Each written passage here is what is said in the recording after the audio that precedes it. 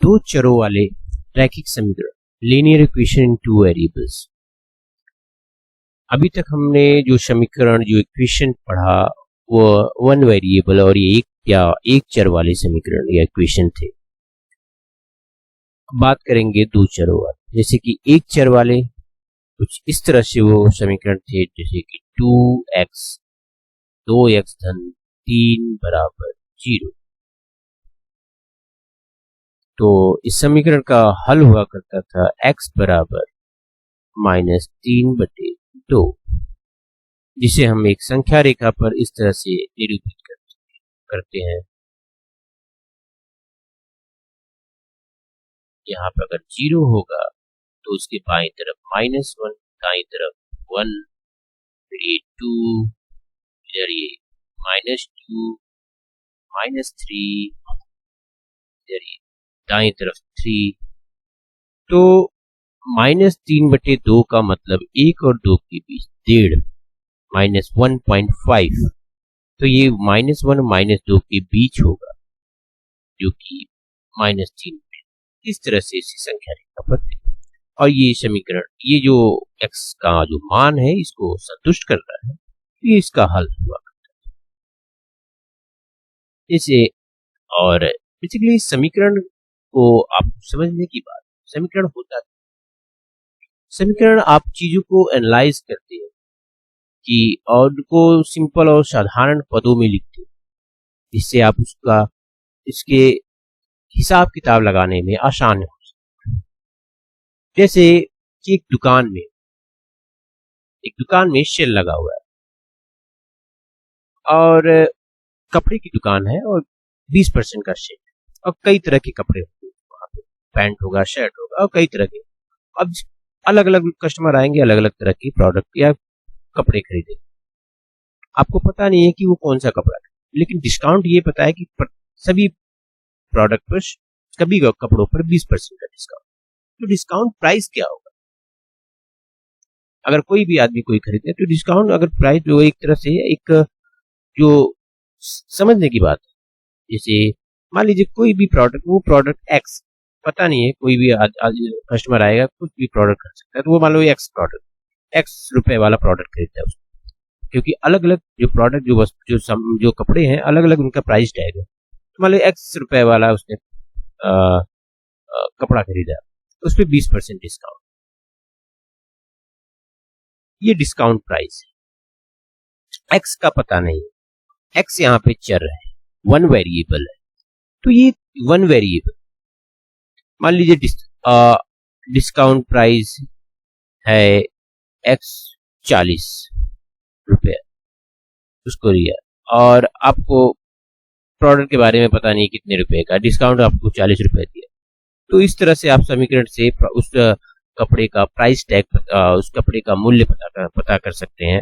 X को इधर करके 40 गुणे 100 बटे 20, 0 0 से कैंसिल हो जाएगा, 400 बटे 2 बराबर 200 रुपए का वो कपड़ा होगा। ये जो समीकरण है one variables equation in one variable, ये समीकरण वो एक चर वाला समीकरण, एक चर। तो ये एक चर के, अब बात जो की जा रही है दो चरों वाले समीकरण की, रैखिक समीकरण, दो चरों वाले, ये एक चर वाला रैखिक समीकरण। अब दो चर वाले रैखिक समीकरण की बात की जाए, दो चर वाले मतलब कि मान ली आप भारत और ऑस्ट्रेलिया का मैच चल रहा है और आपको किसी ने बताया कि दो खिलाड़ियों ने 200 रन की पार्टनरशिप की, और ये नहीं बताया कि किसने कितना बनाया, और दो खिलाड़ियों के बीच मैक्सिमम 200 रन की पार्टनरशिप हुई भारत की तरफ से। तो एक खिलाड़ी मान लीजिए एक्स है और दूसरे खिलाड़ी है वाई, इन दोनों ने एक्स और वाई, मतलब एक खिलाड़ी ने एक्स रन बनाए, मान लीजिए पता नहीं है आपको, एक खिलाड़ी ने एक्स रन बनाए, दूसरे ने वाई रन बनाए, और ये टोटल मिलके हुआ जो पार्टनरशिप हुई थी 200 रन की। तो ये जो समीकरण है, ये दो वेरिएबल एक्स और वाई, दो चर वाले रैखिक समीकरण। अब रैखिक समीकरण होता क्या है, कैसे?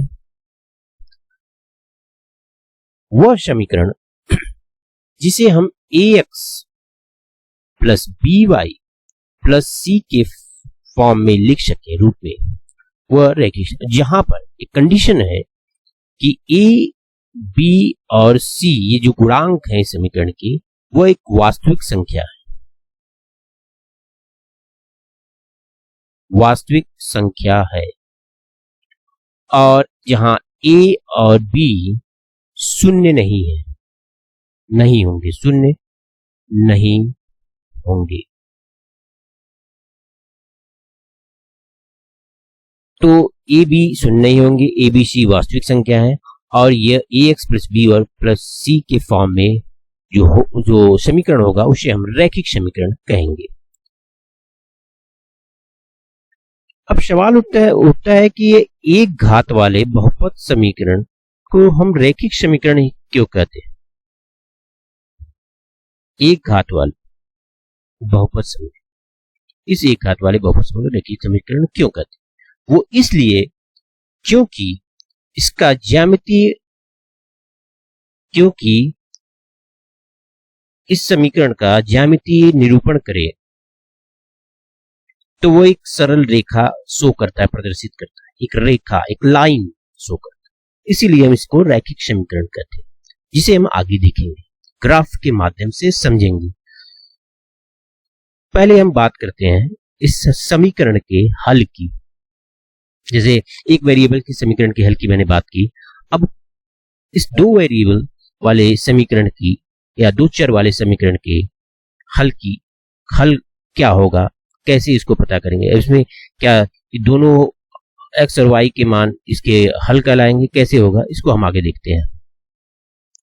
जैसे कि हमने देखा कि एक चर वाले रैखिक समीकरण, एक चर वाले समीकरण में उसका हल एक अद्वितीय हल हुआ करता था, मतलब एक हल, एक मान, किसी एक वेरिएबल वाले समीकरण, एक चर वाले समीकरण का केवल एक हल हुआ करता था।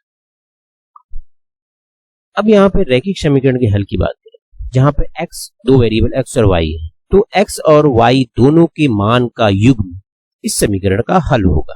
कैसे? जैसे कि यहां पे देखते हैं कि एक समीकरण है 2x धन 3y बराबर 12। अब 2x धन 3y बराबर 12।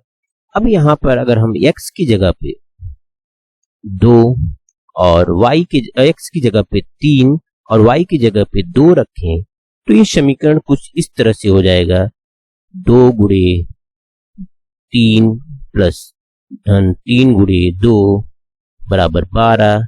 ये दोनों जोड़ दें, 6 धन 6 बराबर 12, ये 12 बराबर 12। तो मतलब ये x धन 3 और y बराबर 2, x बराबर 3 और y बराबर 2 इस समीकरण को संतुष्ट करना है, तो ये समीकरण के हल होंगे। तो इस तरह से हम इसको 3, x बराबर 3 और y बराबर 2 इस तरह से युग्म में इसके हल को हम लिखेंगे, जो कि इस समीकरण का इससे संतुष्ट करता है। और इस तरह से अगर हम x बराबर 0 और y बराबर 4 रखें, तब भी 2 गुणे x 0 3 गुणे 4 बराबर 12, 12 बराबर 12, ये दोनों समीकरण बराबर हैं। तो मतलब ये समीकरण को x बराबर 0 y बराबर 4 समीकरण को संतुष्ट कर रहे हैं और ये समीकरण के हल होंगे। तो मतलब x बराबर 0 और y बराबर 4 ये भी समीकरण के हल है।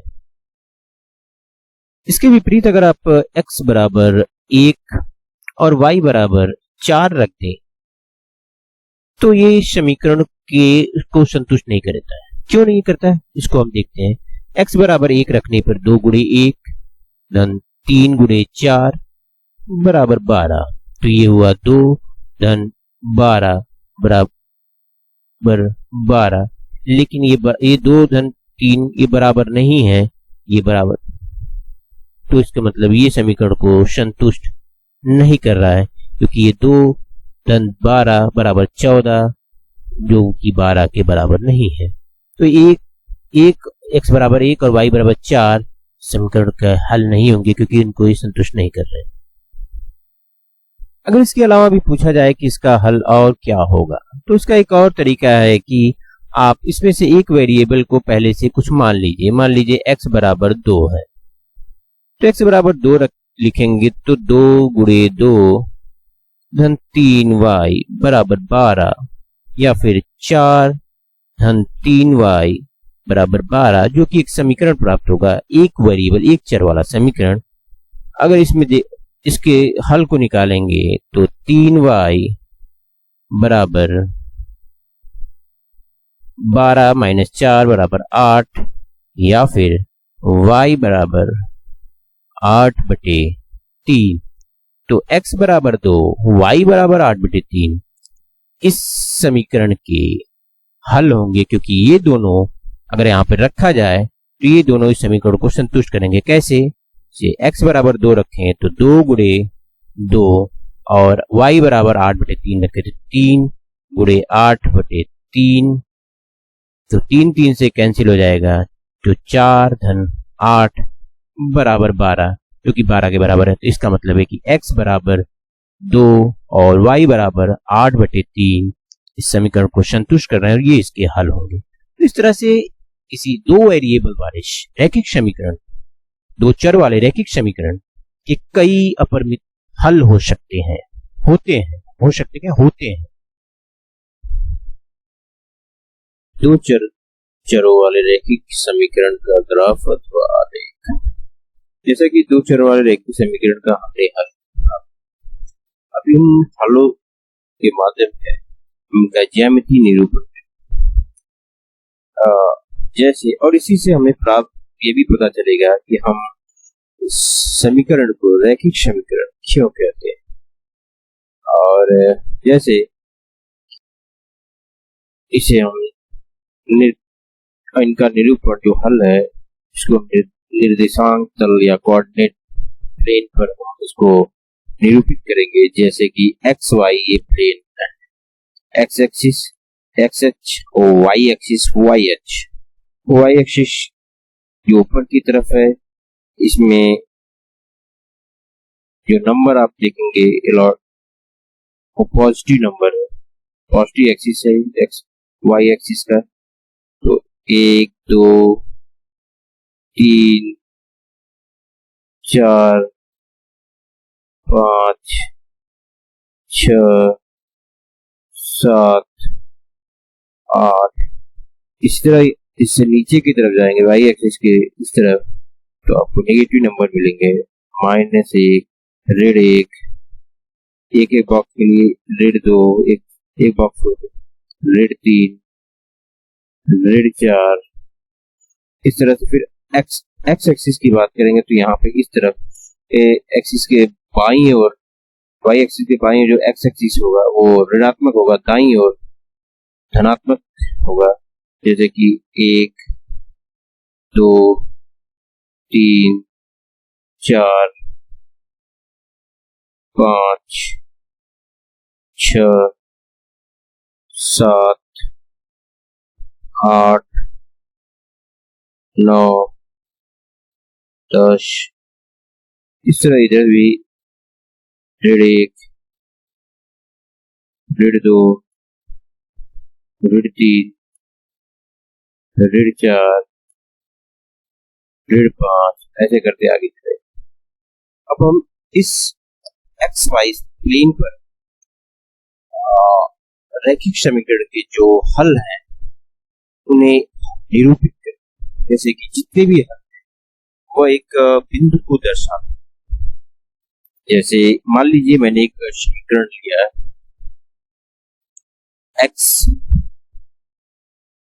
+ 2y = बराबर 6, x + 2y बराबर 6।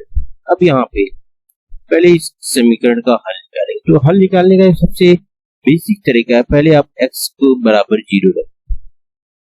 तो आप x बराबर 0 रखेंगे तो 2y बराबर 6, 2y बराबर 3। तो एक हल आपको मिला, x बराबर 0, y बराबर 3। तो एक हल जो इस समीकरण को संतुष्ट है। इसी तरह y बराबर 0 रख के फिर x की वैल्यू निकालेंगे। तो y बराबर 0 रखा तो x बराबर आया 6 और 0। इसी तरह और भी हल इसके होंगे, जैसे कि x बराबर 2 और y बराबर 2 रखने पर ये समीकरण संतुष्ट होता है, तो ये भी इस समीकरण का हल है। और जैसे कि x बराबर 4 और y बराबर 1, ये भी इस समीकरण का हल है, क्योंकि यह भी इसको संतुष्ट कर रहा है। तो ये चारों जो हल है, इस निर्देशांक पर, इस xy प्लेन पर इसे निरूपित करेंगे। ये बिंदु को दर्शाते हैं 0, 3, मतलब x एक्सिस पे 0 और y एक्सिस पे 3। इस कोऑर्डिनेट को हम निर्देशित करेंगे यहाँ पे इस xy या इस निर्देशांक तल पर। तो x बराबर 0 का मतलब y एक्सिस पर x और y बराबर 3, y एक्सिस पे 3, तो 1, 2, 3, तो ये हुआ यहाँ, और इसका कोऑर्डिनेट है 0, 3। अब बिंदु 6, 2, 2 को हम इस एक्सिस पर, इस तल पर निरूपित करेंगे। इस निर्देशांक को 2, 2 मतलब x एक्सिस पे 2, y एक्सिस पे 2, मतलब कि 1, 2 इधर हुआ और 1, 2 इधर, मतलब कि यहाँ पर ये हुआ आपका 2, 2 ये निर्देशांक। फिर 4, 1 x एक्सिस पे 4, y एक्सिस पे 1, मतलब यहाँ पर x पे एक्सिस 4 मतलब 1, 2, 3, 4, 4 बॉक्स छोड़ के y एक्सिस पे 1 मतलब 1 एक्सिस y एक्सिस की तरफ 1 बॉक्स, तो ये यहाँ पर 4, 1 ये निर्देशांक हुआ। फिर 6, 0 मतलब x एक्सिस पे 6 है, y 0 है, तो मतलब x एक्सिस की बात की जा रही है, तो ये इसका निर्देशांक 6, 0। अब आप देखेंगे जिन जिन बिंदुओं को हमने इस x और y तल पर निर्देशित किया, उनको निरूपित किया, उनको मिलाएंगे तो एक सीधी रेखा में प्राप्त इस तरह से। तो इसका मतलब इसीलिए हम इस समीकरण को सरल रैखिक समीकरण, इस समीकरण से प्राप्त हल, समीकरण के जो हल हैं उनको हम एक्स वाई तल पर निरूपित करें और उनको मिलाएं